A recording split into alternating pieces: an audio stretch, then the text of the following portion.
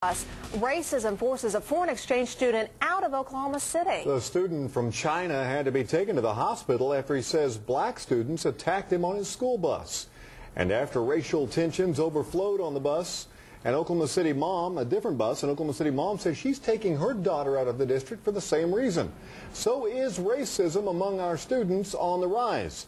Rusty Surratt asked an expert, but first tell us more about these bus attacks, Rusty. Well, this foreign exchange student we talked to today says a group of 13 and 14-year-olds jumped him, beat him, and then called him several racial slurs. Now, he's sharing his story with us less than 24 hours after another student says she was dealing with the same problems. There is a lot of difference from China. 17-year-old James is so terrified about what happened to him last week, he asked we not show his face. I never talked to the kids before, and they just want to fight me. James is a foreign exchange student from China and was enrolled at Centennial High in Oklahoma City. That was until he was beaten on one of the school buses. He says the students who attacked him are black and feels the random assault was racially motivated. It's not friendly. Not friendly, and certainly not what he expected here in America.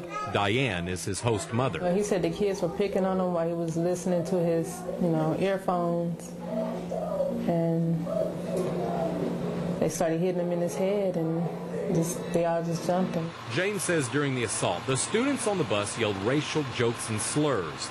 His story sounds a lot like what happened to Carrie Holman's daughter. She did get her head slammed against a window several times. Here they come. Holman says her 13-year-old was beaten Monday on board a school bus by black students from John Marshall High and the bus driver. She took her hand, slammed it up underneath Lexi's neck, and, hard, and told Lexi she was not getting off her bus.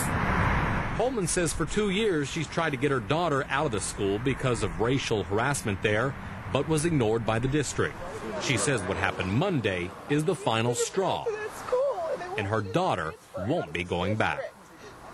Now, the incident involving Holman's daughter is still being investigated. The bus driver, who's also accused of yelling racial slurs and assaulting the girl's father, has been taken off her bus route. And in that other incident, 4 of the students accused of beating the foreign exchange student have been suspended from school and charged with assault and battery.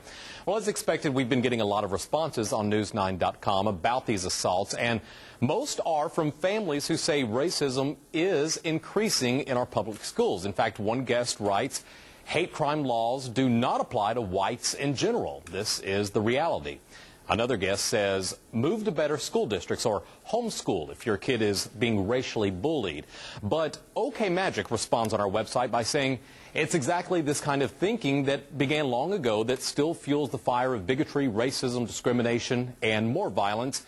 And finally, OK General writes, I hope the Holman family ends up with millions. I will list every one of the administrators they filed a complaint with as co-defendants. By the way, the Holman family says they will be pursuing legal action against the school in their case. Kelly? All right, Rusty. Meanwhile, an expert in race relations at Oklahoma City University says racism isn't necessarily on the rise. It's just getting more attention in today's political landscape. Whether that's a good or bad thing is dependent upon how we manage these issues and this opportunity, because I see it as an opportunity for us as a community, as a human race, to come together with that understanding that we have to become more culturally proficient with regard to one another rather than divisive. And Normore says parents and school leaders need to do more to educate kids about respecting and accepting others